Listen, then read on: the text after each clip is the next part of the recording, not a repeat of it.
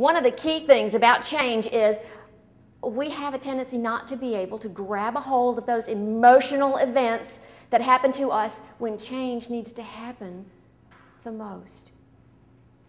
And one of those key emotional events is when somebody hits your hot button. You know what I mean by that, don't you? That's when that little voice inside of you is saying, they're looking at you and they're saying, what did they really mean by that? And you're off and running. Or you're looking at some body language and they say, oh, surely not. They didn't mean that. Or there's that tone of voice. Don't use that tone with me. No matter which one of those it is, it all distills down to, they have just flicked your big. And you are flaming out. What I'm going to do today is I'm going to share with you a story, a personal story, of how I realized early on in 25 years of corporate experience that our hot buttons are actually... Linda combines her executive and management experience with an entrepreneurial spirit that has built 3 businesses. She has translated that experience to a powerful communication and leadership message that has been delivered to domestic and international audiences. She is a dynamic speaker with exceptional skill in creating and delivering motivational and entertaining presentations and solving the business communication puzzle. Effective change always begins within. Let me tell you a little bit about what I mean by that. How can you change the world around you if you can't start right here? Linda is the founder and principal of Stiles and Associates, a Houston-based corporate training and professional speaking organization. She combines her corporate experience with an entrepreneurial spirit that has built 3 businesses, which she translates to a powerful communication and leadership message. Ain't management great? Don't you love it?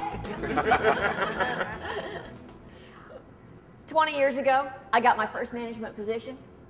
And I tell you, I told everybody I wanted this job.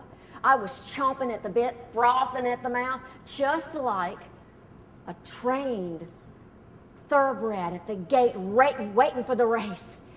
Well, when that gate opened, I was off and running. I had the paycheck I was looking for. I had the title. Are you getting the idea that I wanted management for all the wrong reasons? Okay, after a couple of days, then I realized there was more to it than just a little bit of extra pay and prestige. There was something else called people. Having to deal with all these people. And in fact, it was such a troubling thing. I walked into my boss's office and I said, all right, Carol, look, I gotta have, give me the manual. There's gotta be a manual on how I can deal with this. She took one look at me and started laughing and she says, welcome to management.